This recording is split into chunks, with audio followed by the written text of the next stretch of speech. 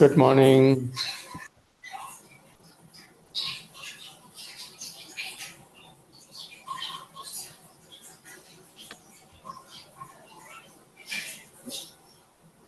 Morning.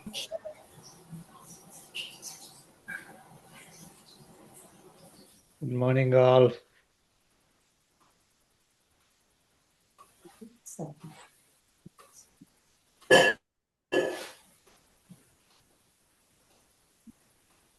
Namaskaram and good morning.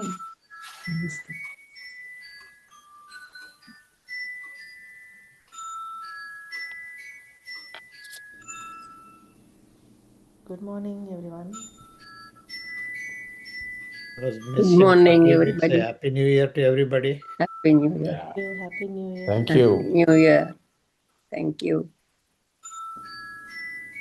Gayatri, your voice is feeble. Can you hear me? I can hear you, but Gayatri's voice is very low. She's on mute. Okay. No. Mine is Now, can you hear me now, Mohanji? It's still low. No, very low. I can hear you, but very low. Okay, I'll check.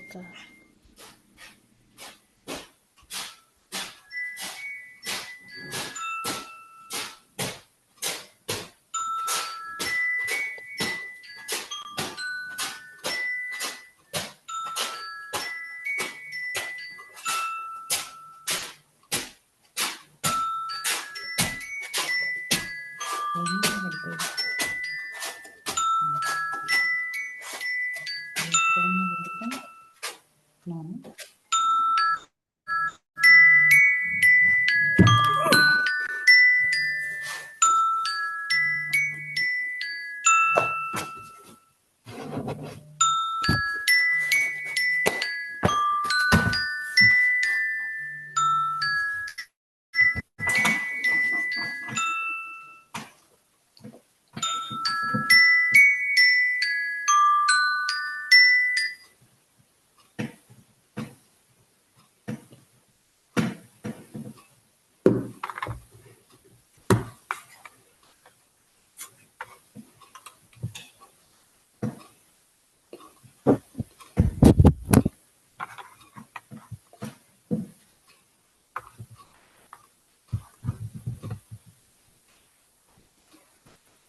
Good morning, Sashi.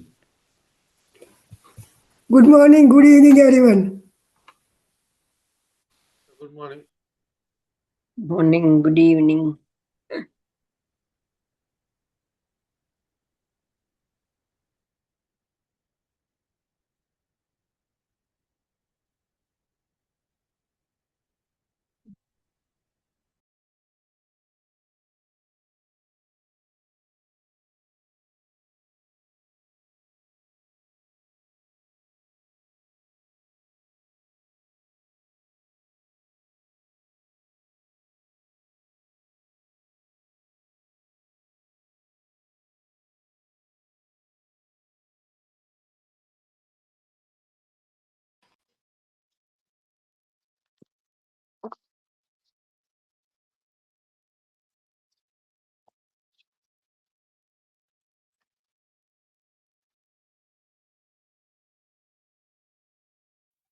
I called Kumar's number and no answer.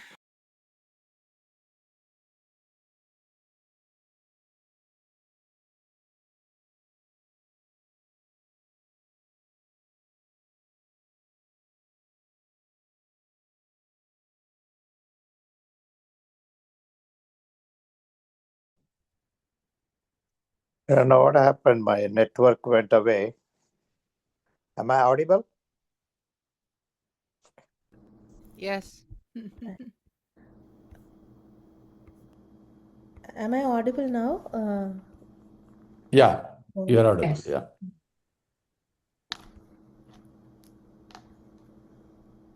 Purna said she couldn't log in on the group. The home internet just went off.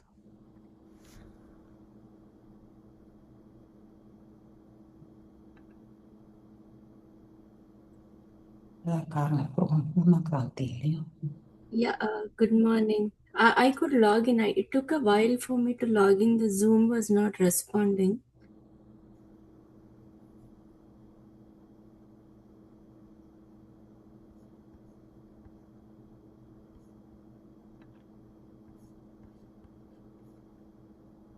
Shall I chant?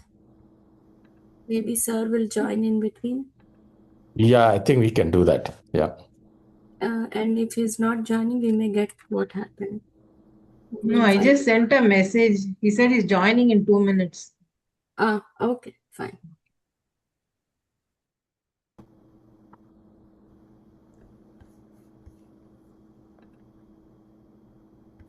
Let us start at Om, yeah? So you can start, with the Om and the recitation. By the time you will join. Yeah. Yeah, I can start if everybody is okay. Sure. Yeah. Kranti, if possible, share this thing screen for us to just join. I'll send. Kumar has come already. Okay. I'll send the text on the group. Today it's not possible because my daughter took laptop to her school and she forgot in the school and I'm on the phone. Okay, no problem. Yeah, I'll send the text. Next class onwards, I'll see what we can do about it. Sure. Yeah. Morning, Kumar. Morning, namaste everyone. Good Sorry, morning. Good morning, Namaste. Kumarji. Namaste. let's get started with 3 ohms. Please take a deep breath.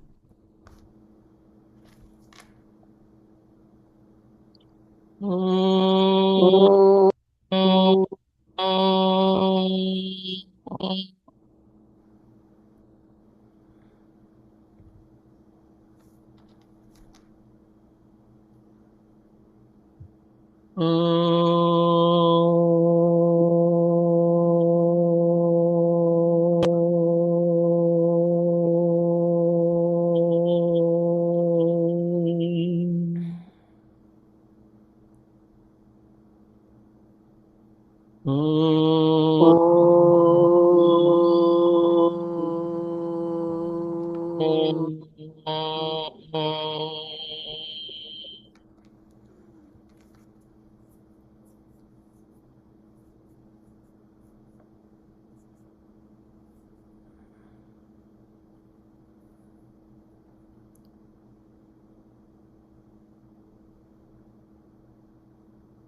Namaste.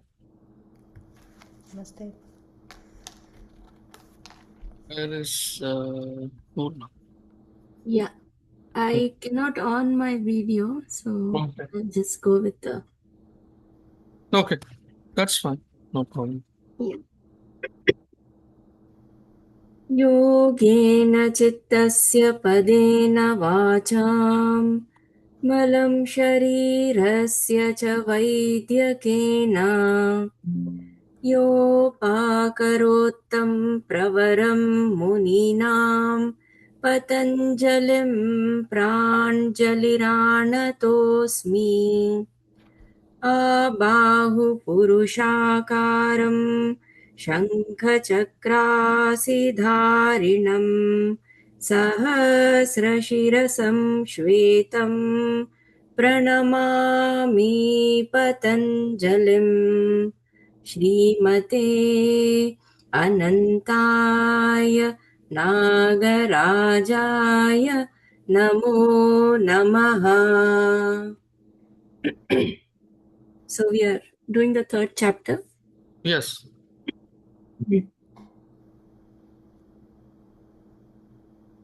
अथ विभूतिपादः देशबन्धः चित्तस्य धारणा तत्र प्रत्ययैकतानता ध्यानं तदेव अर्थमात्रनिर्भासं स्वरूपशून्यमिव समाधिः त्रयमेकत्र संयमः तच्छयात् प्रज्ञालोकः रयमन्तरङ्गं पूर्वेभ्यः तदपि बहिरङ्गं निर्बीजस्य व्युत्थाननिरोधसंस्कारयोः अभिभवप्रादुर्भावौ निरोधक्षणचित्तान्वयो निरोधपरिणामः तस्य प्रशान्तवाहिता संस्कारात् सर्वार्थतैकाग्रतयोः क्षयोदयौ चित्तस्य समाधिपरिणामः ततः पुनः शान्तोदितौ तुल्यप्रत्ययौ चित्तस्य एकाग्रतापरिणामः एतेन भूतेन्द्रियेषु धर्म लक्षण अवस्था परिणामाः व्याख्याताः.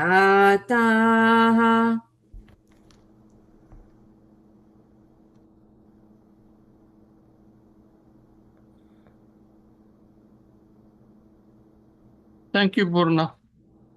Thank you. So we completed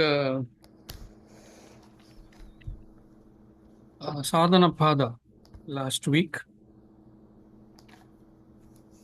and we are now ready to move on to Vibhuti Pada. So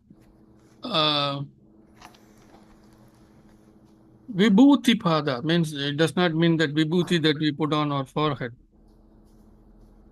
Actually, the meaning of Vibhuti is Visesha Anubhuti.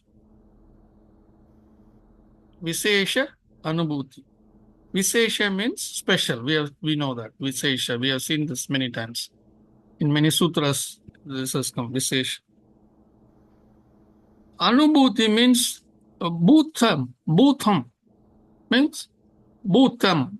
Bhutha means the world, the universe. Anubhuti means experiences of this universe. That which follows from the universe, experiences that follow from the universe. So, Visesha Anubhuti means special, even more special. So, normally we have Anubhuti experiences. We have normal experiences of the world. We look here, we look there, we see people, we talk, we eat, all these things. Visesha Anubhuti means special experiences which are not commonly there for people, for normal people. Sadharanatvat don't get those experiences. So that's the meaning of Visesha Vibhuti. Clear? So each pada is named specifically based on what we are going to study in that pada. So earlier chapter, in the earlier pada, it was named as Sadhana Pada because after the initial few sutras, maybe about 22 or so sutras, we came to Ashtanga Yoga, where Patanjali Muni started giving the prescription as to how we can get to the state of Samadhi. So he gave the 8 steps, correct? Ashtanga, 8 things that we have to do to get there. And we completed 5 steps out of the 8. So we saw Yama, Niyama, Asana, Pranayama, and Pratyahara. The last week we saw 2 sutras on Pratyahara. As we were going through this steps, the 5 steps, we could slowly see the shift from purely physical to the inward journey, right? And when we came to Pratyahara, we could already see the journey was more inwards, right? So, and this is chapter 3 is going to be a continuation of this, of what we already saw. Chapter 3 is going to be a continuation of chapter 2. So he's going to describe to us the 3 other steps that we have not seen earlier, as well as the first 5 steps are called Bahiranga Yoga, because more to do with external things. So here is the beginning of Antaranga Yoga, everything that is going to be inside of us. Clear? As well as if we look at the layout of Patanjali Yoga Sutra, in the first chapter, the first pada, that is Samadhi pada, we said this is an introductory passage. This is an introductory set of sutras. The first 51 sutras that we saw in Samadhi pada, we treated them as an introduction. And then we came to the real subject matter in chapter 2 of 55 sutras. So far we have seen 106 sutras. And in Samadhi pada, in Sadhana pada, the first 20 sutras or so were on karma. He started with Kriya Yoga, and then he described the various laws of karma, all that he did before before he came into the Ashtanga Yoga part. So that's how it is laid out. So chapter 2 and chapter 3 are really the main part of Patanjali Yoga, the Patanjali Yoga Sutras.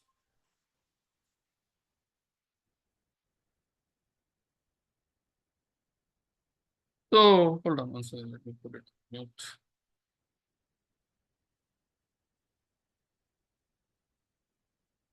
So this is the 2 and 3, chapter 2 and 3 are padas 2 and 3 are the main portion of Patanjali Yoga Sutras. And chapter 4 again we will see, pada 4 we will see again that it is the concluding part. So let's move on, and I'm sure you all are waiting to see the sutras, how they are going to unfold in chapter 3. So let's jump right into that. Any questions? Okay. No questions, great. We'll move on.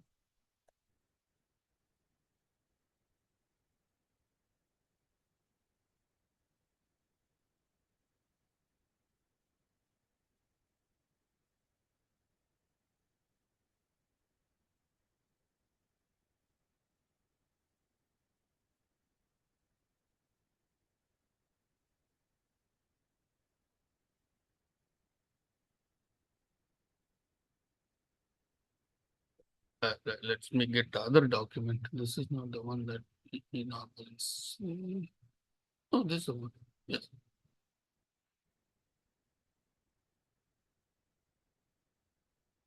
Let's be position.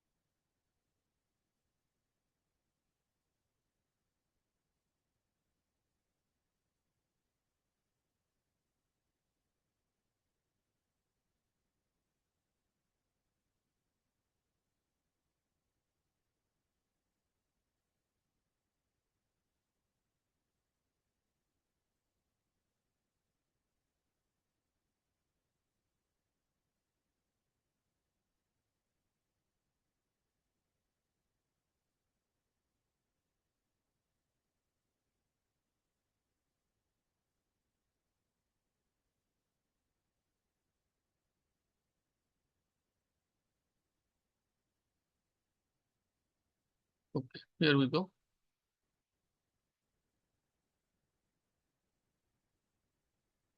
So having said enough about Vibhuti-pada, so first sutra, Desha-bandha chittasya dharana. Desha-bandha chittasya dharana. So is the out of the 8 steps, we saw 5. Yama, Niyama, Asana, Pranayama, Pratyahara. The next one is Dharana. Dharana, Dhyana, Samadhi. So these are the 3 that we are going to see in this chapter. So he's starting with Dharana. So he's explaining what is Dharana. Desha Bandha. Bandha means Bandham. Bandham means bind. So Desha Bandha means bound in spot, in one spot, place or thought. Those are the meanings. Chittasya, of the chitta. Dharana is dharana. So what is dharana? So he's saying binding in one place of the chitta is dharana. That is, for binding the chitta, making the chitta focused in one place is dharana. And that's what we do in the meditation, that where either with Om or a special mantra that a person is given. So you just keep on focusing the chitta into that mantra. You keep chanting the mantra inwardly, not outwardly. And then you keep on focusing on that mantra and you keep on chanting it internally. So that is what is dharana. Focusing in that mantra, in that focusing the chitta in one spot, taking all the various programs of the chitta, all are acting, slowly bringing them together and focusing in one place. That is dharana. So in these 3 sutras, he is explaining what is dharana, dhyana, and samadhi. He is drawing the differences in all 3 because in normal English parlance, we use that word meditation for all 3 of them. There is no equivalent. There is no English equivalent for dharana. There is no English equivalent for dhyana. There is no English equivalent for samadhi. So all these 3, we normally call them as meditation. So let's go ahead and look at what is dhyana. Tatra pratyaya ekantanata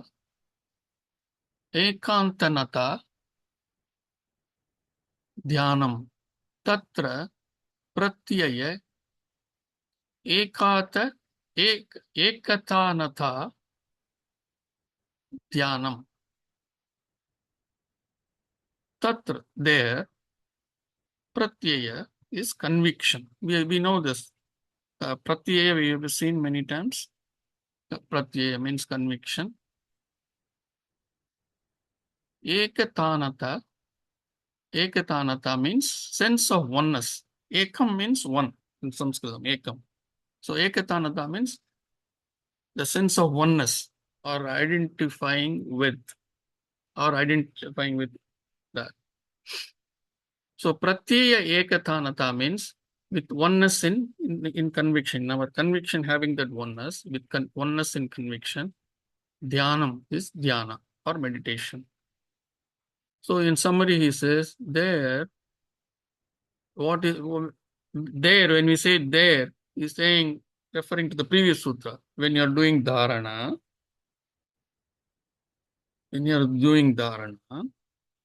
sufficient amount of time when you have done dharana, there, with oneness in conviction is dhyana. So dhyana, he says, when there is oneness, complete oneness in conviction, it becomes dhyana. No more of these activities of the chitta. Then it becomes dhyana. Any questions here? Yes, Kumarji. Yes.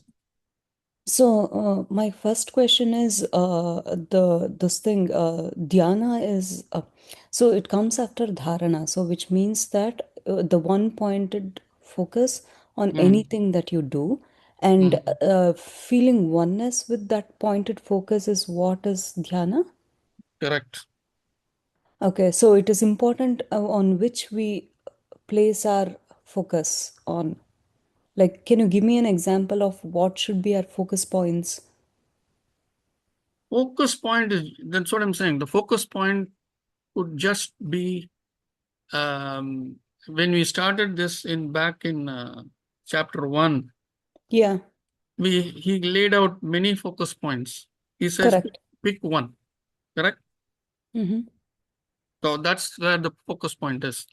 We still stand with the same. Okay. Yeah. Okay. But My it is not, but what we are saying here is it is not a physical object at this point of time. We are going to close our eyes. So there he said, there he specifically didn't say, but that's the intent. He said you can focus on a lamp, correct? right. Vishokava Jyotishmati. That's what he said. So pick a lamp which is not one of sadness. Anything which is not out of sadness, pick any lamp. Okay. But there also, when you when we say the lamp, initially maybe we look at the lamp flame or whatever, and slowly we must be able to close our eyes and focus the lamp without having to look at the physical lamp. But initially it is difficult, so that's why we start with where somewhere. Like he said, you can look at any picture, or you can focus on any Vitaraga Chittamba, any chitta, any evolved chitta, any evolved person you can focus on. Many people, they focus on Sai Baba, Krishna, Rama, those kinds of things, right? Okay. So that's the focus point. Okay. My second question is it usually in the order that we get to the stage of dhyana and dharana? Uh, Yes. like it is followed by pranayama, asana, and all the other four limbs that we have covered in the other padas? Or can it be like, impromptu after some certain amount of practice that you can get into the stage of dhyana and dharana whenever and wherever? Good question. I mean, see the way it is laid out, it will appear as if you go one after the other. Mm-hmm. But if we pay a little close attention, we will see, and I think we even discussed this, yama and niyama. In yama and niyama, especially when we come to niyama, we saw the last three parts of niyama was tapaha, swadhyaya, ishvara pranidhanani. That's what the last three of niyama are. So, ishvara pranidhanani, you have, so tapaha, that is you're meditating, that is you're working on burning away all your karmas. Swadhyaya, you are doing self-study to do this reflection, pondering, getting getting realizations and all that. And then Ishvara Pranidhanani, you have come to a state of complete surrender to that higher power. When you come to that stage, it is one of the highest stages that you have come to. So Yama Niyama itself can get you to Samadhi state. This is what we mentioned in, if you recall. So does it mean that without pratyahara, all this other asanas and things like that, it has happened? No, to do that Ishvara Pranidhanya or sit and ponder and things like that, you need asana. What is asana? Asana is not Sukhasana. uh, Sukhasana. Sukha Stiram Asanam. That's what he said. Sukha Stira Asanam. Yeah, Sukhasana we said. But he said asana means it must give you a balance. You must be absolutely steady, and it must give you absolute pleasure. Mm. It should not bother you. So that is already built in there, correct? Correct. So that's why, though he is giving it in steps, it need not, all these things need not be in steps. Got it. It's an oxymoron I'm talking about. Hmm. Okay? But in a sense, if you look at dharana is trying to focus. In dhyana, that intense focus will melt away because your chittas have taken, all the chitta vrittis have taken a day off, a time off. So it's kind of defocusing. You are becoming one with that. You become one with that mantra or one with that object, etc. That is what he says here. The oneness in conviction is dhyana. When there are more sutras, he is going to define, like he always does. He gives one line information of each of this, and then he will explain more on each one of them. So we'll see as we go ahead. Thank you. Thank you, Kumash.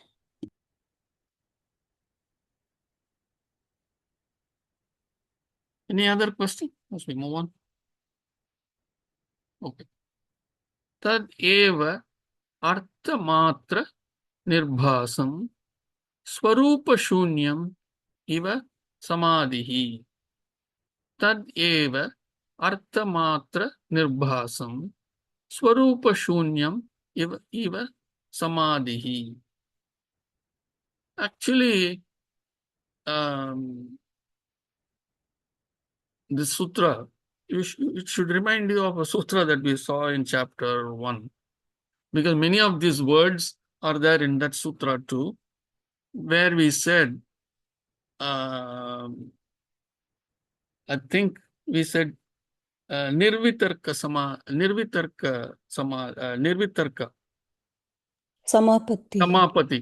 nirvitarka samapati. That's how he defined. If you look at that, he said spriti parishuddhau swarupa shunya iva matra nirbhasa nirvitarka.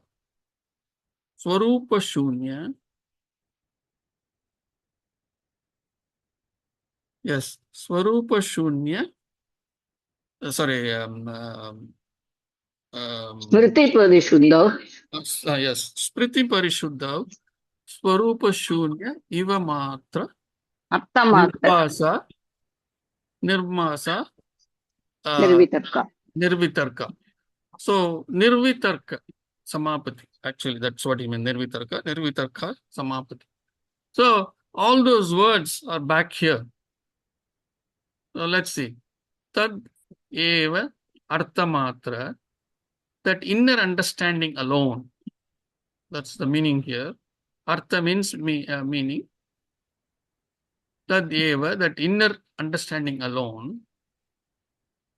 Nirbhasam is the experience or awareness of Swarupa Shunya, even as if the form is void, as if the form is void, as if the form is lost, sense of complete elimination of the form.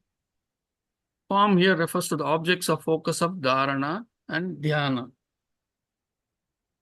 This is what we were mentioning earlier, is samadhi. So that with which you started the focus, etc., and you became one with that, and then now that is gone. So let us see. As if by completely voiding the form, the experience of that inner understanding alone is samadhi. So that form is gone. You are there, that form is gone, and only that focus is there. And slowly you have come to the stage of complete oneness with what you are doing. And now the form has dissipated, and only that experience alone is remaining. So that is samadhi. So here in these sutras, as you can see, Antaranga Yoga, everything is internal, very subtle. And the sutras are only going to say so much. So beyond this, it has to become an internal experience. So we will see. Any questions here? So he has given one line definition of each state. As you can see, all these together we say normally as meditation. And that's why we have to understand that meditation is a different, we put meditation as one piece, but it is not so.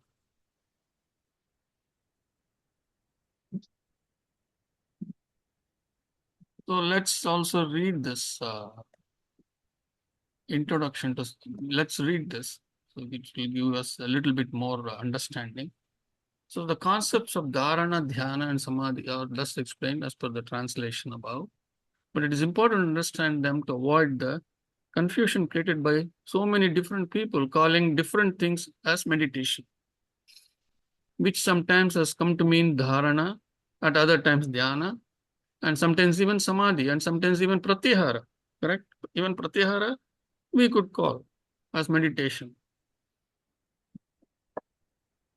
Patanjali adds a few wrinkles here by introducing the concept of samapatti in the first chapter, which he has not mapped to all these new terms in this chapter, correct? So all the other things he has talked about, but not samapatti. In Sutras 44 to 46, he suggests that some sabija samadhi is similar to nirvitarka samapatti, except in one respect. The object of focus is something subtle that is internal. So he says in sabija samadhi, the object of focus is subtle. That is internal. That's what he meant. That's what he meant there.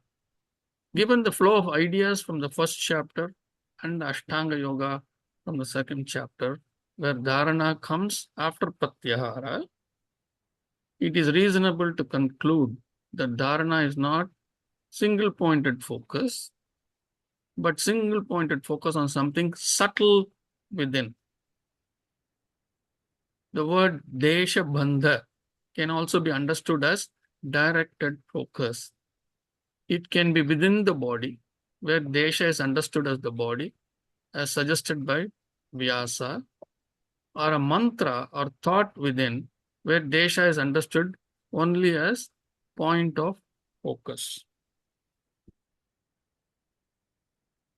Dharana is the logical continuation of dhyana is the logical continuation of dharana.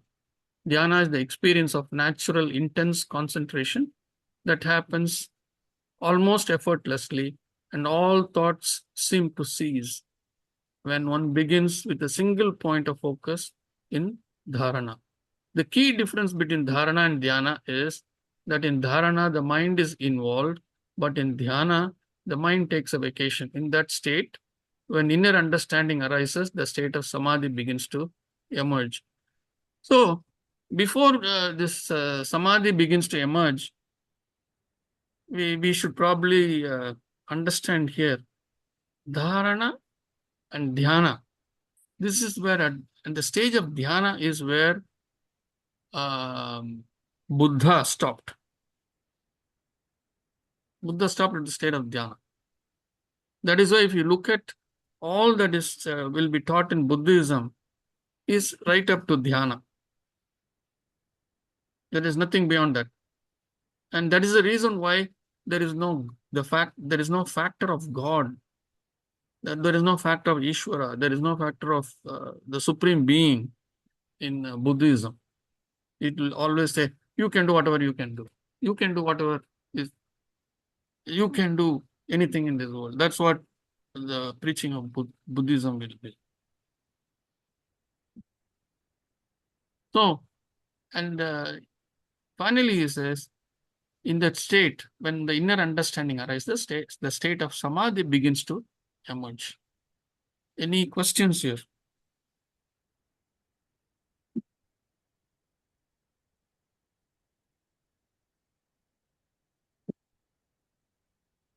Okay. Then he says, however, that alone is not adequate to understand samadhi. As we say in Sutras 47 through 49, which is reiterated in the sutras that follow here, especially 3.5. In 47 to 49, in Sutras 47 to 49, he says,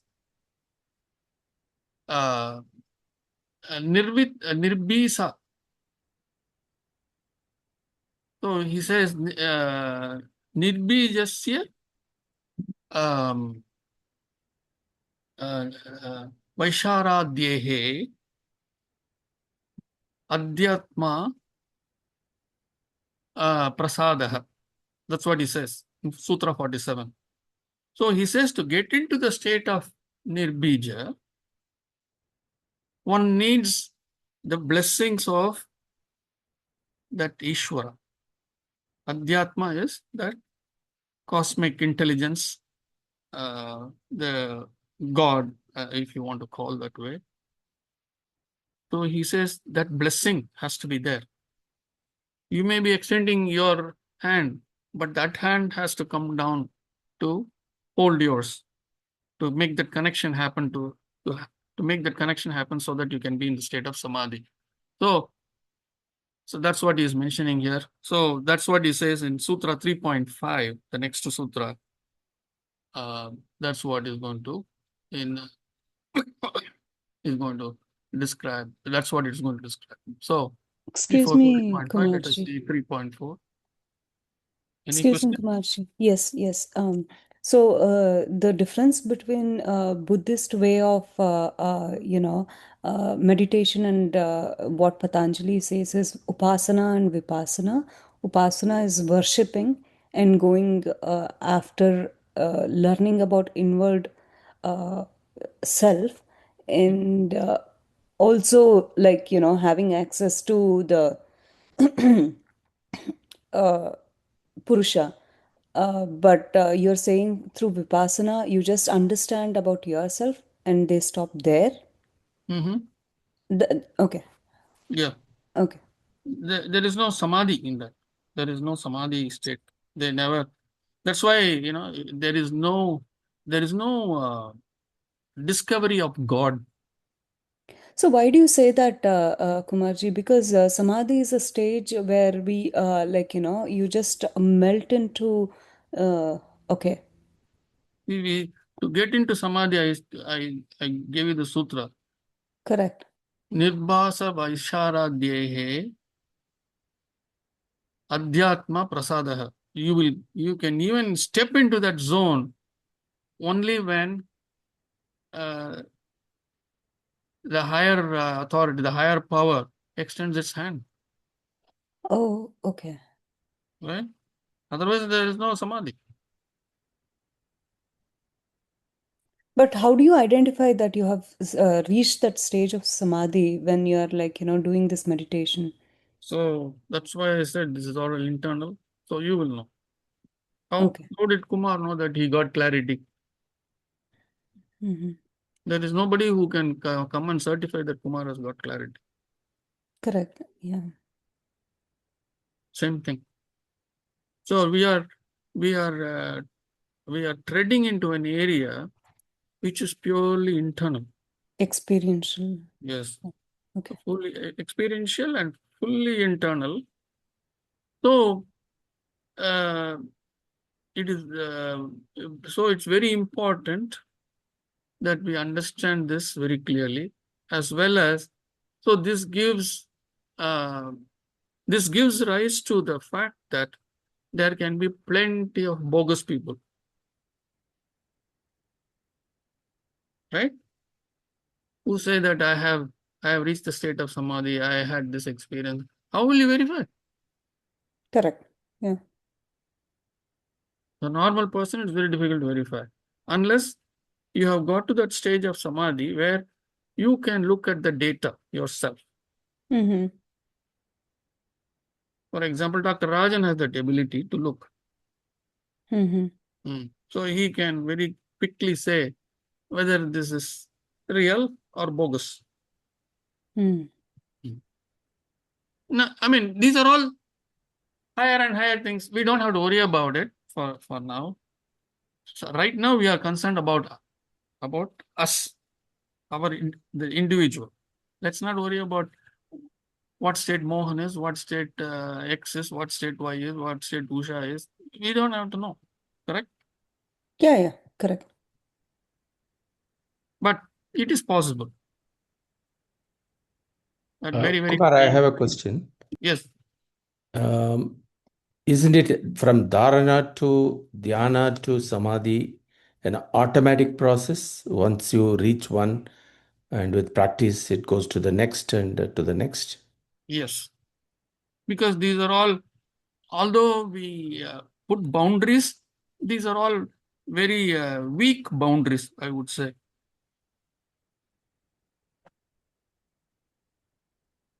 It should just flow from one to the other. Yes, that is correct.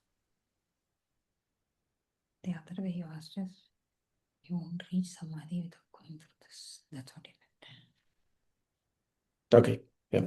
However, when we get to the state of dhyana, the next state to samadhi, whether it will flow immediately, whether it will flow right away or not, is up to Ishvara. Because that connection has to come from there. There is where a toll gate, if you want to say, is there. Until then, you may flow. Because pratyahara itself, we saw, unless you get into the state of pratyahara, there itself we saw you have to be able to feel the vibrations, etc. Correct? In pratyahara. What does it mean? It really means that you are able to have that kind of a focus. So each one, if you see, they really lead you to the next one until you get to the state of samadhi. When you come to the state of dhyana and to go to the state of samadhi, there is a big gate there. That prasada of the divine is needed. And that may be the reason why Buddha stopped short. It's only a guess or an assumption that we can make at this point of time. But what I'm saying is, to get to the state of dhyana itself is a very great thing, correct? It's not a small accomplishment. So let us have that feeling and have that mudita on the virtuosity of Buddha. So moving on. Any other questions? Sorry. These are all very important sutras to understand because these are all completely the internals, really the internals that we are getting into. Okay. Sutra 4. Trayam ekatra samyamaha. Trayam ekatra sanyamaha. So the first time we are seeing this word samyamaha. So we'll see what it is. Trayam, the three. What are the three? Dharana, dhyana, samadhi. Trayam, ekatra, coming together, all three coming together, is called samyama. Samyama is the coming together of the three, dharana, dhyana, and samadhi. So So he is going to use this new definition that he has given, samyama. I might have mentioned this once or twice in the last two chapters, samyama, the word samyama. So he's giving this new definition, samyama. Whenever we see this word samyama, it means you have proceeded from dharana, dhyana to samadhi. Clear? Shall we move on? It's a simple sutra. Tat jayat prajna alokah. Tat jayat prajna alokah. So tat jayat means by conquering this or by success in this, in what? In samyama. That's what it means. By conquering this or by success in this, that is, by being able to get into the state of samyama, by being able to get into the state of samadhi, prajna, intuitive knowledge. We know what is prajna. We have seen this many times. Alokah, the light of or emanation of. That's what it means. Alokah. So, in summary, it means the light or emanation of intuitive knowledge or prajna comes by this success of samyama. When you go into dharana, dhyana, samadhi, then the light or the prajna comes into focus, comes in, which means in this dharana, dhyana, samadhi, when you place a question, then in the state of samadhi, the answer or the experience comes to you. That's what it means. Clear?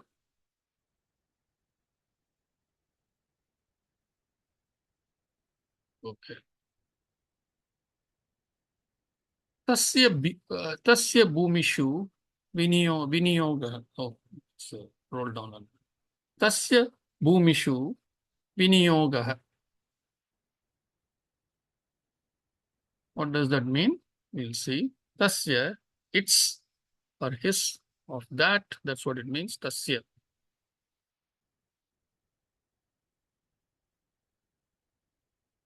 Chittasya, we said, of the chitta, like that.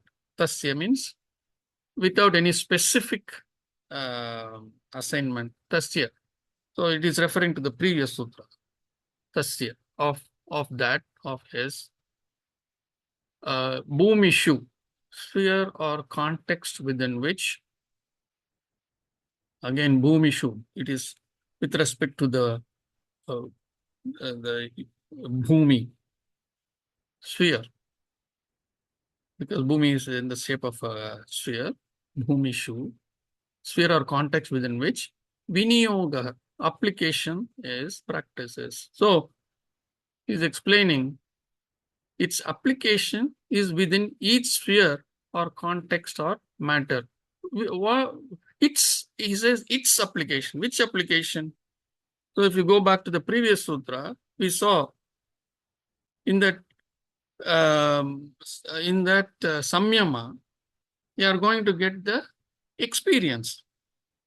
What experience are you going to get?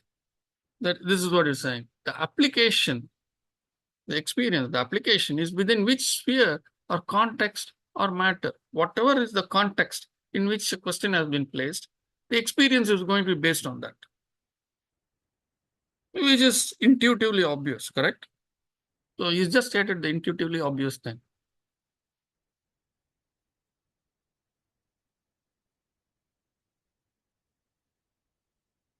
Sutra 7. Any question?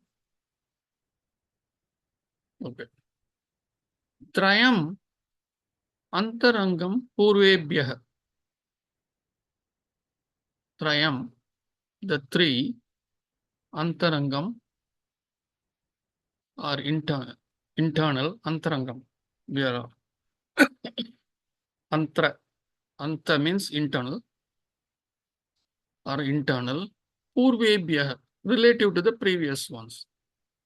So he says these three or internal or deeper related to the previous ones. The first 5 aspects of the Eightfold Yoga.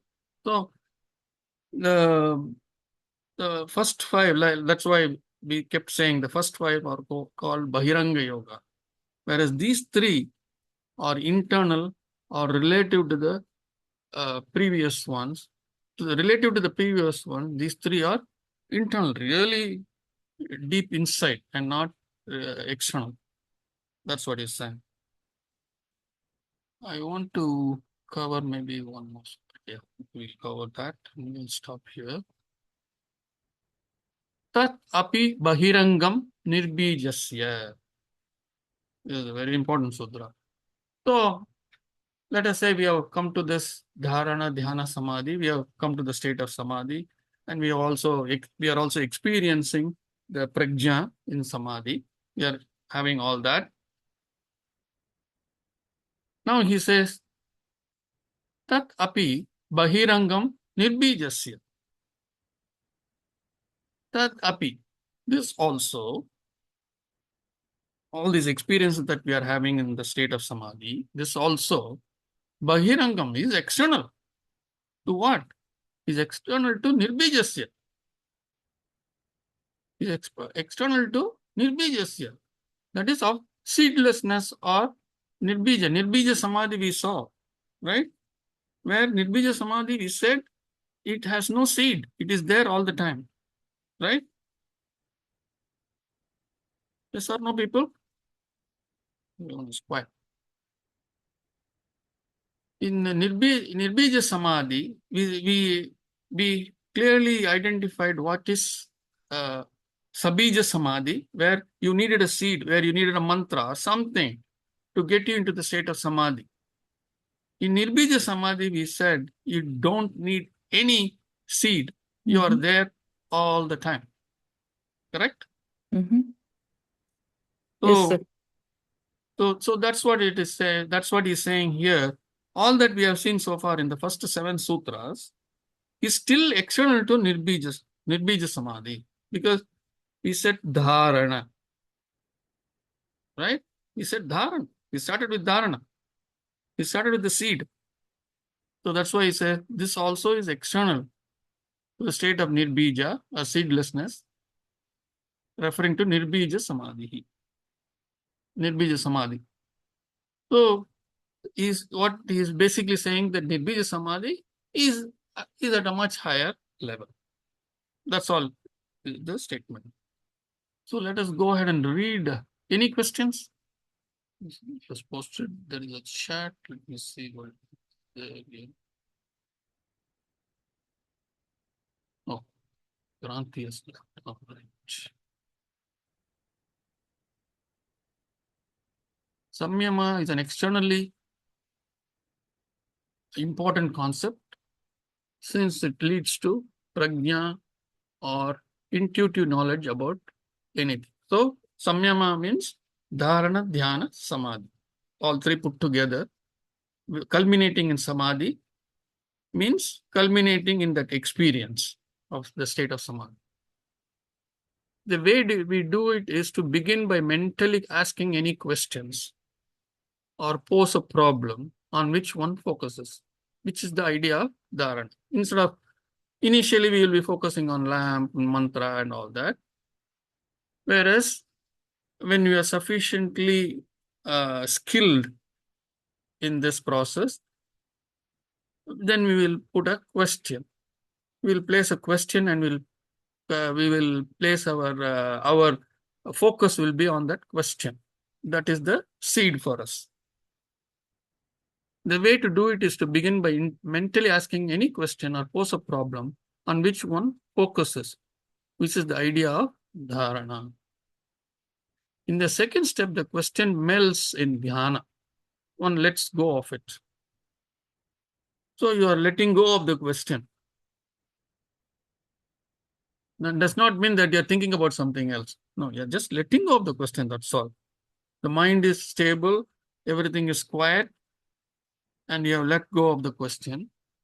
As you let go of the question, which is the state of dhyana, third, in the state of samadhi, it dwells. And in time, Sometimes after a few days, the answer comes in the form of an illusory experience. The experience can be in multiple ways. One fine day when one wakes up in the morning, the answer seems to be in the head. This can be directly related to deep sleep, having activation of the chitta, which as per Mandukya Upanishad also brings prajna. At times, it can come into an audio visual like rolling out a movie. This typically happens when one is in the state of deep meditation, samadhi. At other times, another one of God's instruments, karana, right? Another person will for no reason say something that will provide the answer. The intensity of the samadhi experience is usually the key to quicker answers. So very nicely, Dr. Rajan has explained the dharana, dhyana, and samadhi in very normal, common terms, and how one can understand this. The next one we don't need to know is a little bit confusing. I don't want to focus on that. So any other questions?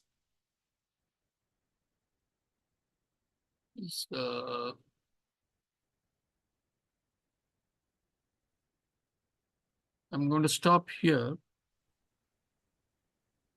Is it possible that one would be in a state of samadhi during sleep?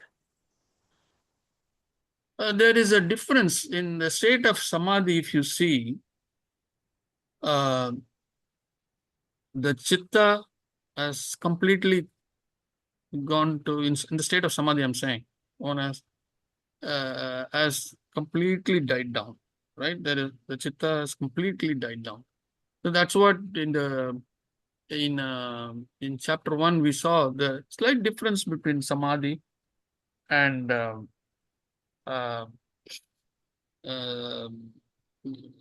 this sleep. In sleep, you don't have any awareness of that experience. Even if something happens, you don't have any kind of awareness of that experience. After you wake up, maybe. And that's why, and it very quickly vanishes. Sometimes you don't even remember. That's why samadhi is not sleep. Otherwise, everybody in deep sleep will be samadhi.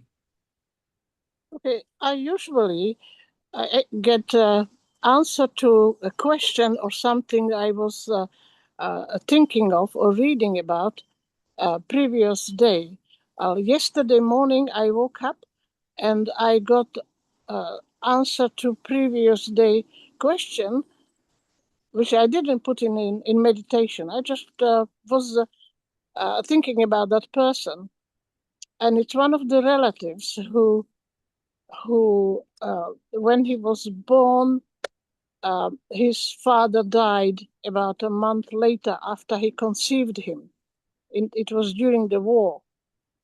And the mother says that his dad was, let's say, somebody was fighting against Germans, or he was a partisan or something.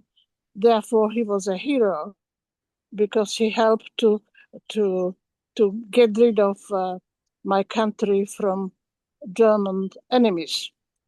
Now, I know he told me also that his mom's all relatives emigrated to Argentina. He says they all ran away because they were afraid of communists coming and persecuting them. Except his mom stayed in my country, and he was born, and she remarried, and he adopted the boy and took his name.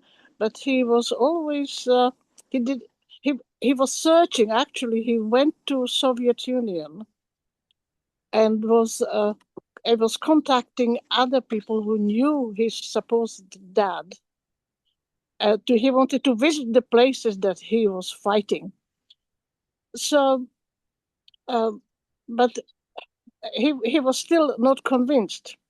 And yesterday morning, I woke up and I had a sentence in my head. His dad went to Argentina and he died there. Mm. So I phoned my sister, because that's my sister's husband. Told her about my whatever I received. And she attacked me. Oh, you leave him alone. You don't know what you are stepping into. And it's none of your business. And I said, look, I'm a historian, really, and it interests me. And I know his story. Oh, just never mention it to anybody. So that's my story. I mean, that's why he says here, one fine day when one wakes up in the morning, the answer seems to be in the head. So obviously this came in this, so the answers can come in sleep too. That's the essence of that. But by and large, when we say samadhi, we are not sleeping. Otherwise, everyone who sleeps will say, I'm in samadhi. So by and large, once in a while, these things happen.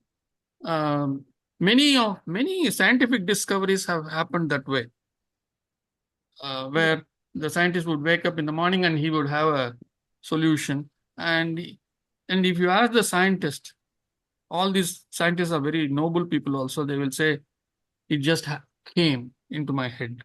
They will never say, I did it. It's only the lower level will say that. Sadharana only will say that. Excuse me. I had a similar question, Tatiana, yesterday to Kumarji regarding the same sleep pattern. So sometimes, as you said, it is in the night sleep that you get answers, but experiencing the power nap, the what people call it as a power nap, where you are not getting into a deep state of sleep, but you are just aware and then just resting. And in that state, if you are like energized and then have that clarity of mind, I was asking Kumarji if it can be termed safely as yoga nidra or not. So we were discussing about it. I wanted to talk to him about this, like with the group also. Power nap is not that you will not go into deep sleep. Who said that? That is why it is called power nap. You go into the deep sleep, but only for a short duration. Okay, I don't know what time. It's a short burst of power. That's why it is called power nap. 15-20 minutes. Generally, Right. 15-20 minutes is power nap.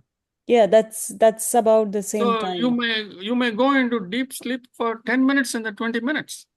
Okay. Or 5 minutes in the 20 minutes. So in that 5 minutes or 10 minutes of the deep sleep, why not? You may get some answers. You may get some realizations. Nothing stops those things from happening. Right. My question is can you safely term that as yoga nidra? Is that the same experience that people in yoga nidra also experience, or is it different? Yoga nidra is to relax, not for finding answers. In yoga nidra, you lose the main idea of yoga nidra is to completely relax. Here, a particular type of yoga nidra, when it is done, when especially I have experienced this, when Dr. Rajan does that, he will say, let go of your right leg, he will say. I'll feel as if the right leg is gone. Yeah. Right? Yeah. And then he'll say, let go of the left leg. The left leg, I will feel left leg is gone. It's no longer existing in my body. Correct. Then he'll say, same the right arm, left arm, then the torso. One by one, he will say, let go. I'll feel as if it is gone. And then he will come to the head part and he'll say, let go of the entire body. And then I'll say, then he will finish it by saying, if everything is gone, who are you? You are still there, right? You are that awareness. You are that awareness. You are that awareness. Not even the chitta, you are that awareness. Can you die when you are let go of whole body? When you die, yes. You can die? From there, no. No, you can't die. Because that awareness is still existing. To die, actually that awareness has to move out of the body. That chitta has to move out of the body, correct? The software has to leave the body. Whereas in Yoga Nidra, the software doesn't leave the body. That's the difference. If you ask people who have had out-of-body experiences, they will tell you, oh, I saw the body lying on the floor and I was somewhere there. Yes, that's correct. Yes. I was in a retreat in 98. Yes, 98. I was in a 42-day retreat. So actually, this probably will answer Ashwini's question also to an extent. Early morning, the retreat would start at 5 in the morning and would end at 10 o'clock every day. And there will be breaks in between. It's not that, continuously you are only sitting and being pounded with knowledge. Otherwise, I would have become a scholar at that point itself within 6 weeks. The knowledge given was very little, I can say now, because there was none of Patanjali Yoga Sutra was discussed in such a big yoga retreat. For 6 weeks, I was there.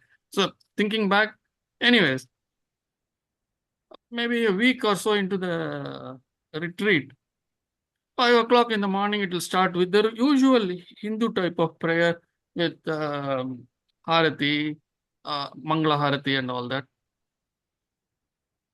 So after that, the prayer itself will be about half an hour, 45 minutes. So don't think it will be a 2-minute prayer. It will be about half an hour, 40 minutes. So after the 45 minutes, the monk, or the teacher, he asked us to go into yoga nidra. He asked us to relax. So we were lying down and maybe he led us into the state of yoga nidra. I don't recall. So we were lying down. I was also lying down with others, with eyes closed, and it is still kind of dark in the morning. And suddenly, my body started revolving. It was started revolving. Slowly it picked up, just like a propeller of a propeller aircraft. Slowly it started revolving, and then it became faster and faster and faster. Suddenly I was out of the body. And then I went up and down, here and there, all over the place. And I can remember the experience vividly, but I didn't see anything. It was all kind of gray and black, but it was like a huge roller coaster. And it was timeless. I had no concept of time. It seemed endless. I went on and on and on, it up and down, up and down. Normally, I don't like this roller coaster, especially when it is too fast and too deep and plunging down and all. I kind of get sick. It's not that I start throwing up and things like that. I don't really enjoy that kind of thing. But I do enjoy roller coaster when it is kind of mild. So this was like that. But I was not feeling sick or anything. I was enjoying it. I was thoroughly enjoying it. And it was going up and down. And after some time, I don't know how long, again, I was back in the body. Only then I realized, oh, after all this, and then I think the monk was saying, okay, now you all wake up. And that's when I think I came back. Vaguely, I recall. That's how one enters the body. There has to be a call back. Either you have to do the call yourself. Supposing I do it on my own, then I had to call myself to the body. Otherwise, I will be existing there forever. Or in this case, he called and I came back into the body. Then after a while, I didn't get up right away because all others had nicely relaxed. I was not. I had gone on this journey, but it was not a tiring journey. It was a very nice up and down journey. I didn't see anything. I didn't realize anything, nothing. It was just an experience. So I was lying down for some time, and then I was the last one after everyone had left the hall. The monk will never leave first. He will be the last one to leave. He will make sure that everyone is up. So he was waiting. He was waiting and waiting, waiting. And finally, when I got up, he looked at me and he smiled. Maybe he knew that I had some experience or whatever. Then I walked to him and I told him, He asked me, is everything all right? I said, yes. Then he didn't say anything more. And then I told him, this is what happened to me. He smiled and he said, that's fine. You will have more such experiences. And he left. Why I said this was, so these kinds of things can happen in Yoga Nidra. Can happen too. Because the idea is to let go of the body. What is out of body experience? To let go of the body. Yeah, it answered the question, Kumarji. This is what Adi Shankara did. He left the body and got into some other body, right? Maybe Well, wherever I was in the retreat, if another dead body was there and I had enough awareness, I could have got into that body as well and had that experience as well. And well, woken up in the dead body, and all the people would have run away. but I think written by a man who was in a group of volunteers, and they were teaching old people how to have good old age, and they were teaching them meditation also. Can you hear me? Yeah, I can hear you. Okay, because picture went off. So one day he decided to meditate on how it feels to be very old, like his customers. So he was imagining, as you were similar to experience, your arm is no feeling, your leg has got no feeling, and things like that, until he had a stroke. He did it at night in his flat, and there was no help. He could not lift his arms or legs or nothing. He was completely helpless. In the morning, he was found by his colleague, and they tried to all kinds of help. But it took him 5 years to learn to walk. So he must be, they did not have sufficient knowledge, like we are now studying stages and things like that. They were just amateurs trying to help others and not really knowing what was going on. I'm just saying that as a comparison when I ask, can you die? Because if I suppose if you are negative, you have negative things, they come true. I suppose if you can heal yourself, you can. See, these, like you said, these experiences, that's why everywhere he says pratyaya, with conviction, right? Yes. Everywhere it is with conviction. When you have a very strong conviction, then it can happen. Yes. How do people, I mean, we have seen in history, especially in among in India, highly evolved people would choose a particular day and then say, on that day they would say, okay, my time has come. They will say a few days prior to, they'll say, my time has come. In 2 days' time, I'm going to attain Jiva Samadhi. That means I'm going to give up my life. So they will ask them to construct a small, like a tomb. I won't say tomb, something like that. And then they will say, okay, I'm going to go there and sit there and start meditating on that day. And they will say, I may have I may have a rosary in my hand. As long as the rosary is moving, they won't move their hand. The rosary will keep on moving. And when my breath stops, the rosary movement also will stop. So you know that my breath has stopped. At that time, whatever little bit of space you have left for me to breathe in that room, in that small room, close that. That means I'm gone. So these things have been quite common. We are talking, 1,000 years back or whatever, 500 years back. These things were there. People who had spiritually evolved were able to do that. So where is it coming from? It's coming from that conviction. It's coming from that conviction. So Ah, somebody might say, how is this different from suicide? Correct? yes, how? So here you don't eat or drink anything. You commit to let your to die. Ah, Ishvara. Huh? Ishvara?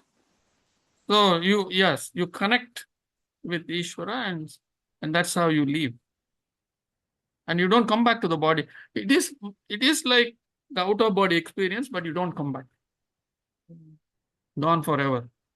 Actually, this out of body experience that I was explaining to you, somebody actually, I think my brother, I was relating to this to me, and he said, Kumar, it is something that you can practice.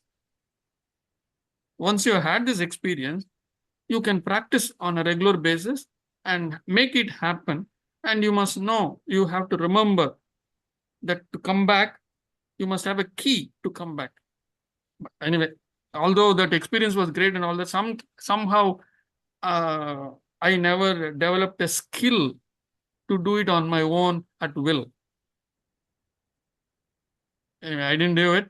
It doesn't stop anybody else from doing it. So be my guest, Ashwini. I'm still Or at the be my guest, stage of Tatiana. Huh? yeah. No, I'm still at the stage of understanding what are these different types of, sleep patterns. I'm not even there yet. When I had this experience, I did not know anything. Yeah, It just came. yeah, I knew nothing. yeah. Is Yogeshwaran, Sri Lakshmi, are they there? Yeah, I yeah, thought I'm there. Yogesh, oh, they're there. Yeah. Okay, this happened at the oneness for me. Oh, nice. Oneness retreat, yes, in 98. Oh, okay. So, though it happened in oneness, it has nothing to do with oneness. Oh, Please understand this. It has to do with your internal stuff. okay. It could have happened in my house. It could have happened anywhere, for that matter. What was the reason? The mind fell silent completely on that day. All these conditions happened. That's all. It has nothing to do with somebody chanting or somebody saying a prayer. No. Don't never assign this to a group of religious group of to a spiritual organization or to any other group. This is Vaishara. This is Adhyatma Prasadaha. It comes as a prasada. Suddenly, see, Ishvara is that he can do anything he wants. Yes. Right? He is the administrator, he is the designer, he is the architect. So he is analyzing, oh, this Kumar fellow, okay, take this today. And it happens. So this Ashwini is wanting some experience in during Yoga Nidra. Okay, give it to her. She has been bothering me for a while. So let her have this. I should say that everybody, if they have not attended Dr. Rajan's Yoga Nidra, it is beautiful experience. Yes. Scary for the first time because leaving your body while you're aware is like a little scary experience, but it is beautiful one. Please do attend if you have not already. I am. Don't say it is scary. No, it's not scary. For me, it was scary for the first time. I was like. So that is big. So scary for people who are attached. Yeah, It is yeah, the point there. true. Yeah, I didn't know all these things. Like as we are discussing, I'm just becoming more aware. But at that point of time when he was guiding it and I didn't have any knowledge about it, it was little, scary. But I'm sure like you'll enjoy that, meditation for sure. And if you don't have that experience also, it is okay. Yoga Nidra is to relax, that's all. It does not mean that everybody should feel that they have lost their body. It's not. It's not necessary. Okay, okay, got it. Uh-huh. Yeah. So anyway, enough of stories. I said. I mean, when I say story, real time, real stories, things that happen and not made up. So okay, even this out of body experience. How can anybody verify this? Tell me. No one can verify. You're all sitting here and listening to me. No, Kumar had this experience without doubting for a moment that maybe Kumar making spinning a story. You're not doing that, correct? But very well it could be a spun story, correct? Very well it could be. So anything that is internal, that is coming back to the subject matter, is anything that is internal, only you know. Only you know.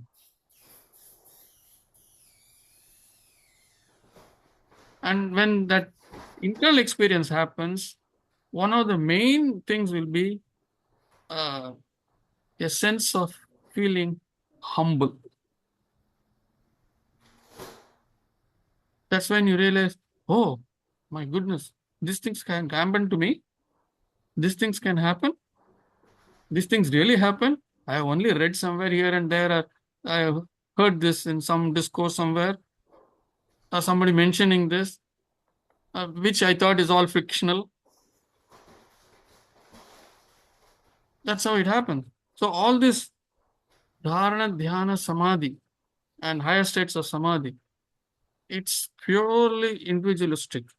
It's purely between you and the power above. Who can certify? No one can certify. Yes, the people who experience something similar will believe me because they went through the same thing and it is possible. Yes. If Only those who have turned humble will believe you. There are many who would have had experience, but they will say, only my experience is real. This Tatiana is just spinning stories. Kumar is just spinning stories. For entertainment. Just to impress his audience. That's what they may think. That's fine. That humility has to come and has to settle in saying, hey, none of these things is in your hand. It has to happen on its own.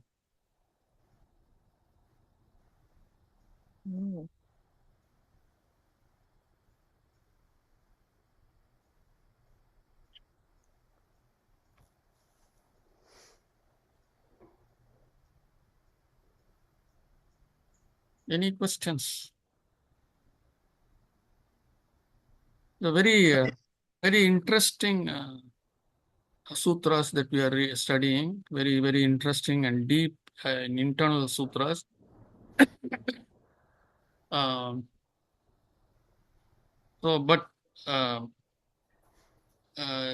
there's a lot to ponder.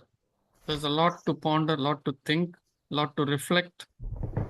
That's what you should be doing during the week. You have to take time to ponder on all this, all the sutras, very important sutras. Not that any sutra is not important, but these are all very fully, completely internal. There is nothing external here. Why I am saying some of these experiences here is anybody can have experiences. There's nothing that one has to be this, one has to be that. No. One has to have practiced for 40 years. No. It mainly comes from that conviction that I want to be with Ishvara. And actually, when I had this out of body experience, I don't even know whether I had that conviction. I don't even know. But I was on the path for at least for a good 4 years before I had that experience. But it's not like where you work in a company and produce results and you deserve to be promoted. It is not like that in the spiritual arena. Did you take any drugs? What did you say? Did you take any drugs, or people who take hashish? They have experiences. Yeah, unfortunately, I did not.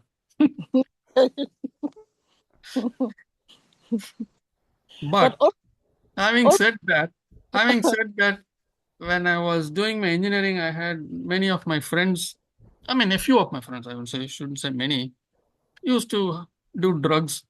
Mohan knows about this. I don't want to elaborate on that. Anyway, so there could have been a secondary effect. Who knows? But I'm a nurse by profession, and I know that after operations, patients are given automatically, when they come from operating theater, injection to stop the pain. And these people have experiences. This is something to watch, because they would sit up on bed and they said, there's lots of butterfly around. Oh, there's a whole clan of butterflies. I'm standing, I don't see butterfly. So it's effect of the drugs. It's possible. My mother also, when she had the operation, she could see tiny ants clambering up the window. I was there, I didn't see any. And she goes, yes, I can see them. They chase them away. I said, so I explained, Mother, you have post-operative experiences from drugs. Oh, thank you, darling. Thank you for telling me. And they're gone. They're gone. The recognition what's happening took the ants away. That was like a miracle to me. Yes, actually, there is a sutra on drugs, if you will. Yeah? Yes, in chapter 4, I think, which when we get to chapter 4, we'll see. Yes, Janma Aushadhi Mantra Tapaha Samadhi Jaha Siddhaya. Oh, yes. So he says Siddhi, you can get to the state of Siddhi, that Samadhi state. I mean, or you can get Siddhis, the various experiences that we are going to see later on. Various states, various special experiences that we are going to see. He says you can get that by Janma by birth, Aushadhi. Aushadam means medicine, that is psychedelic drugs. Oh, chemical. Yes, chemical. Although here, those days, they didn't have these kinds of, what do you call this, pills. It was mostly in terms of herbs. Mushrooms. Magic mushrooms. Yeah, magic mushrooms, opium. All opiates, all opium flowers, opium. Yes. So he has mentioned that in one of the sutras, that you can get to this, that you can have siddhis, special experiences. Siddhis means special experience. Special experience could be this out of body experience, also special experience. So your question is correct. Did you take drugs? Is a good question.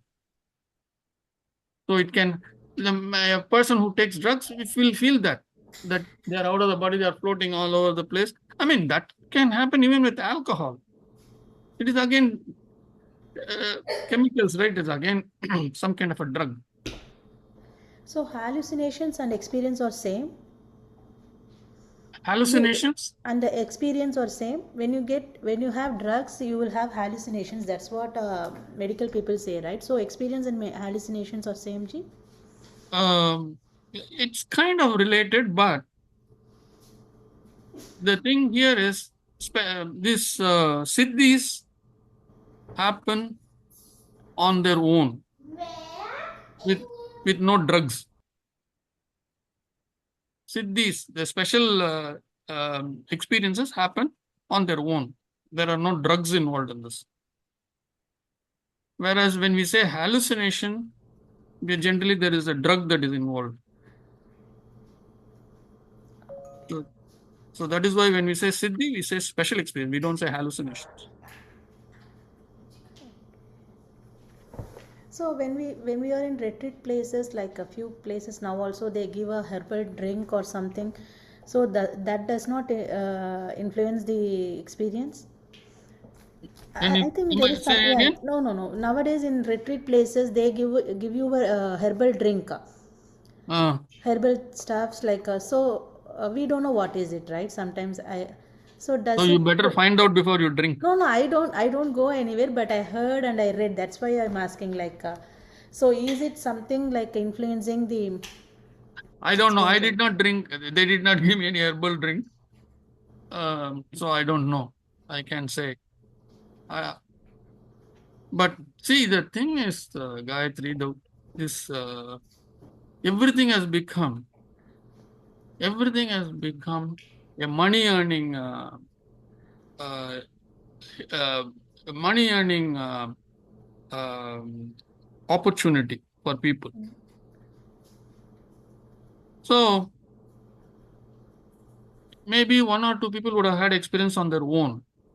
When there is a group of 500 people and only 2 people had experiences like this, let us say, and then what happens to the rest of the people who have paid money to come to the retreat?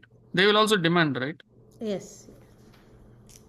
And in one group, in one retreat, nobody will have experience. These things can, because it comes from Talking about Ishvara. Yeah, yeah. people having So experience.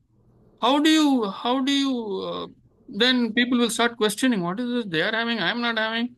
All these comparisons come. That is why I keep telling people, doesn't matter whether you have experience or not.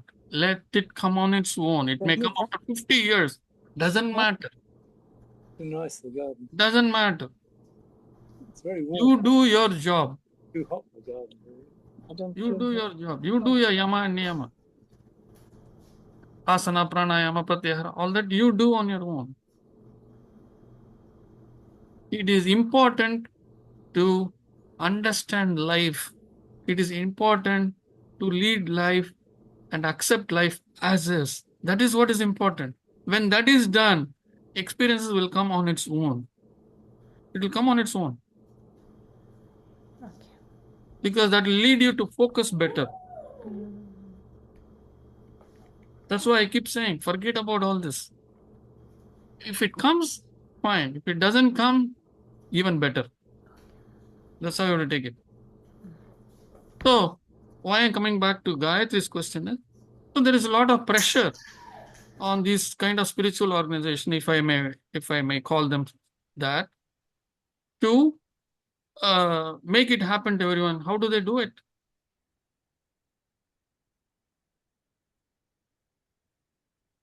Yeah, That's that's they my have to question too. they Like have to do every something to make it happen to everyone, at least a little bit. Even if I can become a little high, even if they give you what they do in during the Holi in the north, the bung, that also can get you high.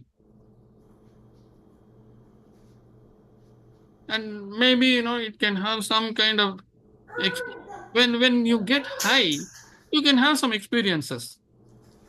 Next day you will feel foolish. That's a different thing. But when it is happening, it is happening because the chitta has taken vacation.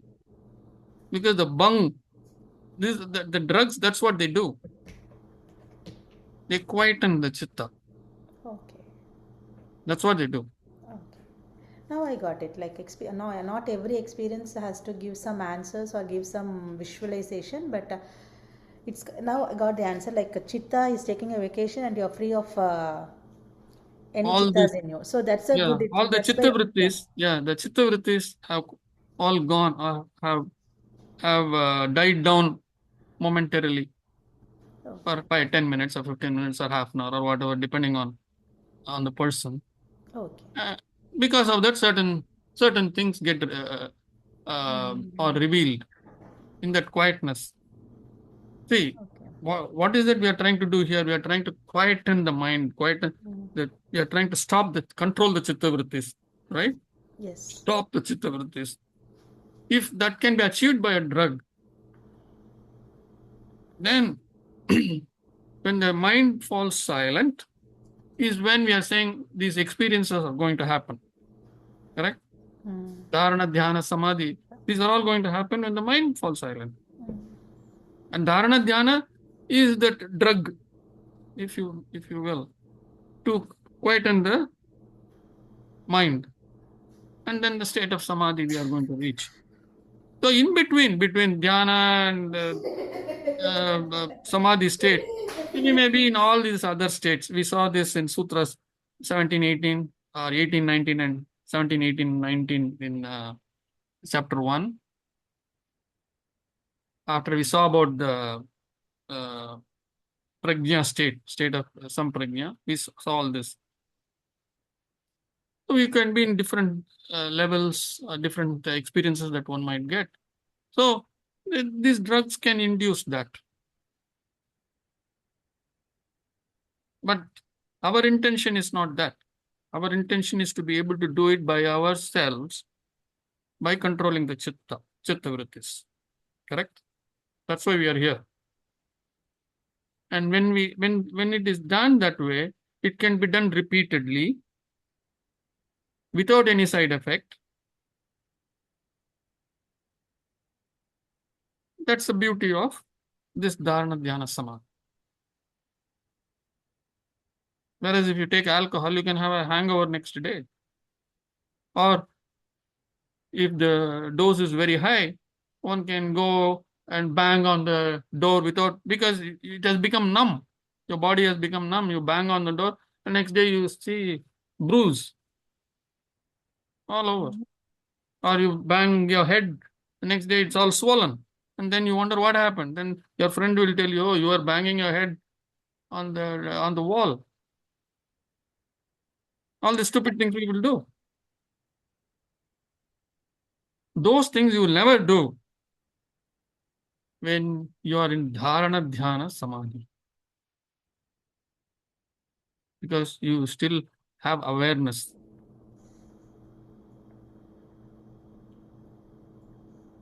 That's beautiful.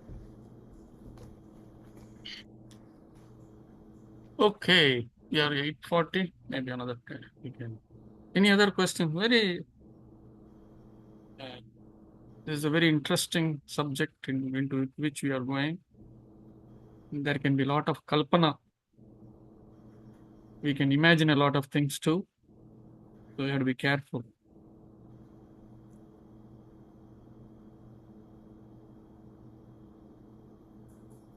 Yes, Priya, you wanted to say something?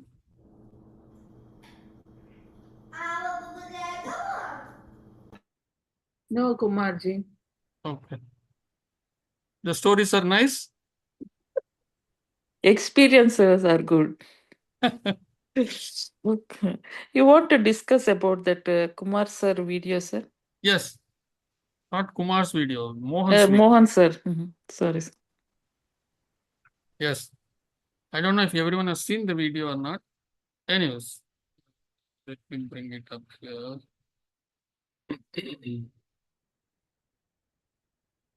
So Mohan posted a video late evening yesterday, my time. As soon as he saw my message, he posted it. And this is about a young girl who is asking the person to take she's having a food stall. She's asking, can you do a video of what we are serving here? Blah, blah, blah. And then he also buys food from her. And finally, the girl says the cost of that food is 50 rupees. And he gives her 200 or 300 rupees, something like that. And she refuses to take that 300. She says, I will take only 50. Whatever is the actual cost that she had told him. No, he says, no, you're all, I know that you're all struggling and you're doing such a great service of serving hot food. It's all right, take it. She refuses to take. She says, I will take only. So Mohan's question was, a young person, maybe in her teens, maybe. So this was from a group where the end was so moving. That's what Mohan says. Who taught the girl This is his question. Who taught the girl to know what is right to take and refuse charity? At this age, I am not so firm to accept what I deserve and accept any freebie. She is very clear on her ask. What makes us to deviate as we grow? That is the question. What makes us to deviate as we grow? This, he says, she is very clear on what she wants, on what she's asking. And Mohan says that he is not even firm at this age what to accept, what I deserve and accept any freebie. So that's the question he has thrown at all of us. I actually wrote the answer, sent it to Mohan, and then I said, oh, this is a good point, and then I deleted that. So you might have seen a deleted message, Mohan. So that's what I did. I didn't want to give you a heads up, so I deleted the message. So I said this is a good thing for the group to discuss. We have enough background to discuss. So, okay, people, go. I want to hear what others have to say. So the question is, what makes us to deviate as we grow? How can I help? So we are dharmic up to a certain age, and then we start deviating. All these other things come in. No, the And question is, there are two questions there. One is accepting charity. The other one is being dharmic. I don't think being accepting charity is not dharmic. Correct. Right? Correct. Yes. Okay. So the question which Mohan posed is, I think the second one, that is being dharmic. No, both. My question is, we know that young people are, the boys and girls, they don't have that much of reactions, or they're not yet built up other than the innocence. So till they start reacting to others' trigger, they know something is right. So who taught us? Who taught her that she should take only for what she deserves, or what is actually meant as the cost of that? She refuses to take. She's very clear. She says, "Don't give me money, but put this into social media and get me more customers." That's what she says. So she seems to be very clear what she wants. That's one. The second question is, where are we? How come we are deviating as we grow up? Thank you. And on this note, I also want to say, we are in a culture. Even there was a video. I did not post it in our group. Yes, I didn't, because it was not necessary. We are in a culture where every day we are bombarded with buy one get one free. We are in that culture, right? Buy one get one free. So this free business seems to be a natural thing. At least the mind is being numb to that. Free. So coming back to Usha's thing of charity, when do you accept charity? That itself is so there has to be a dharmic part in a person to accept charity when needed and to not accept it when it is not needed. Until that dharma is very firmly established, you will not know when to accept charity and when not to accept charity. See, sometime back, maybe 5 years back or so, when I had some issues, one of my friends, he said, "Oh, if you have an issue, I mean, this may have some legal cost to this, and don't worry, Kumar, from as a volunteer in HFSS, Hindu Family Support Services, we should support these things also. Maybe we can give you a check for $10,000 as a loan, maybe as a loan, not immediately to tie. I mean, I treat it as a charity, and I said no, thank you very much. If it comes to that, I will let you know. I mean, that person was offering on from a very as a very close friend, he was making that offer. But I have to be dharmic to say, no, I don't want that. This fund that we have is for a specific purpose, is for the survivors of domestic violence. And I have not suffered any domestic violence. How can it be justified? Just because I'm a volunteer there, it doesn't justify that, correct? So even when this charity comes, one has to have the dharmic thing in them. Nobody can teach you that.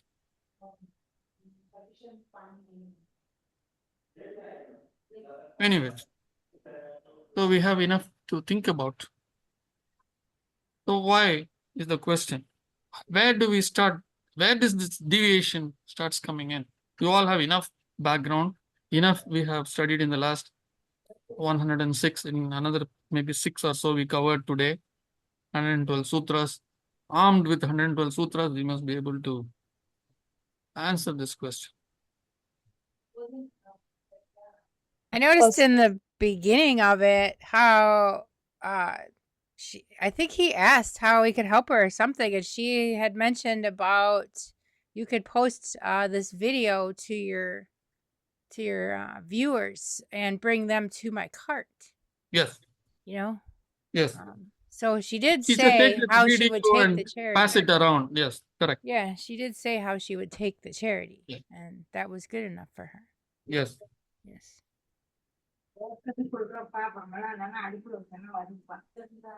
See, normally, actually the message that I wrote to Mohan, one part of the message was, I wish all these Chennai taxi drivers and auto rickshaw drivers see this.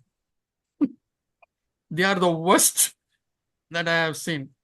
Yeah, in 76 or 76 itself, when I went to Bombay for the first time in 76, I went. I got into a taxi, and then I got off. Those days, it was quite cheap, and it cost me 2 rupees. And the meter showed only 150 or 175, something like that. I gave him 2 rupees, and I was a little hesitant because he might want more, right? Normally in Chennai, they will never take what is shown on the meter. You have to give $1 or $2 more. So I was a little hesitant, and I was hesitant because I don't know the language. But at least he would, when he says more money, probably I could understand. So I was waiting, and then he gave me back the 25 cents. I mean 25 paise. It was only 175. I gave him 2. He gave me 25 paise. I was shocked. And even before I said I could, hey, no, keep it. He just drove away.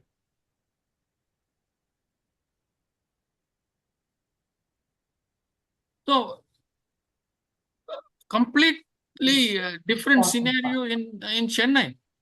They will fleece you. They will say all sorts of bad words until you give them what they want. So that was actually the first message that I wrote, and then I wrote the actual message, which also I deleted. So go ahead. What is that makes us deviate? Good question. Very good question. We have discussed this. Samskaras? Hmm? Samskaras. Yes. Sanskaras. Which part of the samskara? Okay. Samskara is made up of 3, right? Samskaras Yes. Klesha, Vasana. Karma, Vasanas. Vasana. So which of the 3? Vasana. Klesha. Kleshas. Klesha. the klesha. So it is the klesha, the impurity in us. And why is that impurity not happening when we are 7 or 8 years old? Why is it not happening then?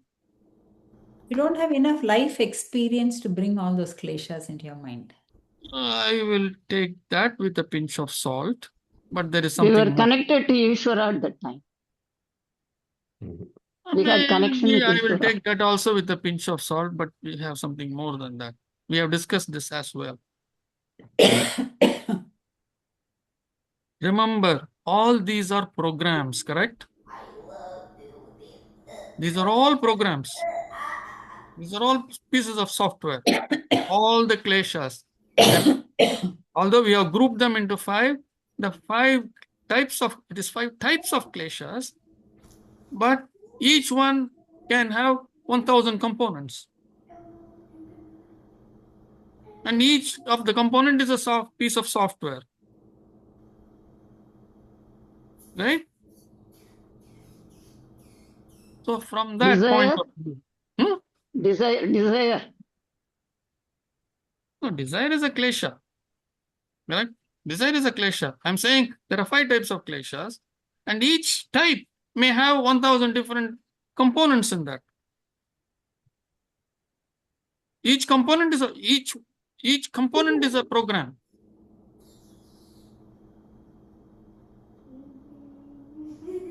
No, I think it is your karmas. See, what happens is the challenges you face in your life. So while I might have some kleshas to start with, the experiences or what the situations I am put into as I grow up from that Correct. 8-year-old or a 9-year-old, and the challenges. So I said challenges or experiences. They also play a big role in my convictions. Correct. So karma is a good point. So there's a Because combination of klesha and karma. Yes, all our experiences that we face, correct, are karmic based. But by and large, the way karma works is the bigger ones, the bigger pictures, the bigger crises, the bigger experiences. The day-to-day things like, I go to a temple, somebody gives me prasada, and I ask for one more and they don't give. I get upset. I won't call it as karma. No, that's not karma. But see, in her case, maybe her parents and parents must be very strong on their ethics. Point number 1. So they have seen, the children have seen that. But say if you remove the kid from outside that home environment, kid is growing up, and then kid encounters, say, other experiences with others involved. So that's what I said, life experiences. And until you are really can think the problem through internally, or you have a good guru or someone who's guiding you, how the kid is going to behave, say, after a few years, we don't know. Yes. I mean, I will, yes, I will accept part. I will again take this with a pinch of salt. But, yeah. Kumarji, what I think is we are all programmable devices. Okay, we are programmed not only in the childhood, but also later on, little bit. So what happens when we constantly see everybody is corrupt, everybody accepts freebies, then you also automatically think it's not wrong to accept it. So that is how they get corrupted. Means they already have that klesha, but they see too many of them. So what's wrong? Everybody is doing it. So why actually the one experience I have with the auto and taxi guys is Muslims would never ask for more money. They are supposed to be just asking what is given on the meter. So they never asked extra. But these days, even they have started asking. Over the few years that I have been here, I have seen that even they have asked, call and say, give me 20 more, 50 more, whatever more. So everybody is asking, so why not me? Yeah. But anyways, this is, I don't like to look outside. I like to look always inside. No, I'm talking from inside only. We start feeling that it's okay to be like that. See, I have No, never no. given money Sri to do Lakshmi, work. you have what I'm saying is this problem that we are discussing today is about the internal stuff. Yeah, the So internal stuff. So I'm saying for me, why is this girl refusing to take charity? That is the question. no, that is a Why question, we have but that is deviated? outside. Why we have No, deviated? that is Why we have outside. deviated? No, Why but we? from me, see, I never copied. I never copied in any exam. I wrote what I knew, and that is how I did my life. But what happened is I saw people copying even in big institutions like IASC and IITs. Once they get to some level, they feel they have to maintain it. So what is wrong? Let us copy. So you get influence. So they might have had lesser values to start with. See, Lakshmi, understand it is not about institution. It is not about IIT or IISc or MIT. It's not about the Yeah, it's not institution. about, yeah, It's about the people. Yes. So the People are the same. People have kleshas. People have kleshas. That's it. Yes. Right? So they pay. So See, it in doesn't Tamil matter. Nadu, If I am adharmic, whether I am in IIT or MIT or IASc you will or be, elsewhere, I will still be adharmic. Yes, you will be adharmic. So in Chennai like places, they are used to corruption right from the start. As soon as the child is born, they have to pay some extra money to the ayahs and everybody. School, whatever the fees, 60,000, you have to pay another 40,000 for some other fees. So it goes on. Even to get a job, they pay money to get a job. So I'm like, why am I even here? I don't think any of this is right. But this is how this entire state is running. Money for everything. Even to put their signature for which they are paid monthly salary, you have to give them money. To open the pen, you have to give them money. So are you saying there are no dharmic people in Tamil Very Nadu? few. Very few. Very few. So I was able to get... we will focus on them. We will focus on them. Yeah, we'll focus on them. But the question was why they become like that. So the very few people who are dharmic also tend to become adharmic because everybody says... The question is, he's saying, why this girl has not become adharmic? Because of the parents, what she said. The parents' influence, and she has been brought up like that. And her previous vasanas. See, she is not with her parents 24 hours a day. But she has learned from them. Even if we were with the parents for 24 hours a day, she need not uphold those values. So the question comes back to saying, what is causing the deviation? So the deviation, we can see, comes from the why it is happening only after a certain age and it is not happening when younger. Divines. It's been connected with the divine. The knowledge of divine is. Yeah, by 7 you are out almost. Between 5 and 7 it is dropping off. By 7 pretty much you are out. Challenges increase once after a certain age. Life challenges are increasing after a certain age, and that's when there will be a lot of fears involved. No, did you? Are you able to hear me, Kumarji? Yeah. No, I'm telling like once after a certain age, life challenges will be increasing, and we'll have so much of fear of life, and that's when kleshas are added more. So, okay. So the point that we have to remember is, I mentioned earlier in some of the earlier classes that not all the programs are downloaded. The chitta is downloaded in stages. And by puberty, everything comes down. By the time we reach puberty stage, the entire chitta is downloaded to us. So some of the components, some of the kleshas in full may not have come.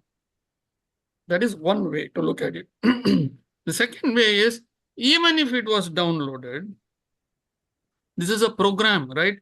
It's a program. A program can be activated and deactivated. It can be put on a timer. So the timer could be, should start kicking only at the age of 17 or 16 or 18 or whatever. it could be based on the vasanas and karma. So basically it is the kleshas that control this. And why it did not happen earlier is precisely because of this reason, that not all of them are active as soon as we are born, and not all are downloaded at the same time. So both those things are the reason why slowly this sets in. And in some cases, the person may not turn adharmic at all. Even, this girl, 15 or 16, whatever she is, she may not accept this extra money all through her life, because it is firmly, that part of dharma is firmly entrenched in her. Very good question. Hope this makes sense, whatever we are talking here. Yeah, I just want to add to what you said. I agree that the klesha is getting downloaded partially. So that is how you build up kleshas later in life. But it is not just only klesha that is coming in. I also believe there is a goodness also. Good thing also come in. Like we have, due to our karma, even feel of good, love, or your friendliness, all those things are also coming to you, which may, if your experience and if you don't control, may get corrupted. Like klesha, you are increasing, or it triggers other react because of reactions. You add more and more. Same way, goodness can be also masked. But I believe that people come with a lot of goodness also. That is, it inherently inbuilt. Like bad things, good things are also built in. See, actually, when we say dharma, it's not that people have no dharmic element in them. Everyone has that. Like you said, it is the amount of kleshas that prevents the dharma from coming out. Why does somebody feel stealing is okay? Not that their conscience also will tell them that it is not okay. We have seen this, we have gone through this many times. I always use this example of going on the road and the speed limit is 40. The moment you go at 41, immediately it will tell you, hey, you're 1 mile over speed limit. Whether we listen to it or not is a different thing. Depending on our amount of klesha, we may listen or we may not listen. Or with our worldly experience, we'll say, it's okay here, nobody cares. Even if I go at 45, it is okay, it is safe. We will give that explanations to ourselves. Prati prasava, that's what we say. Basically, dharma is built into everyone. There is nothing like it is not there. It is there. The amount of kleshas. Right. That's what it is. The kleshas are that's the maya. The klesha and the vasanas, those are the maya, or the algae. That's what they say. That covers the person. And this is what we call as the self. You have the true self, pure, absolutely pure. And then all these kleshas, karma, all that covered with that. And then you have the new self. And we live our life with this new self, which is all corrupt, full of all these kleshas and karmas. And unless we remove the algae by ourselves, we are not going to become that pure self by ourselves. We have to do that work. Okay. Thanks, Kumar. Yeah. Thank you, everyone. Yeah. Have a good day. Thank you. Namaste. Thank you. Namaste. Thank you. Namaste. Namaste.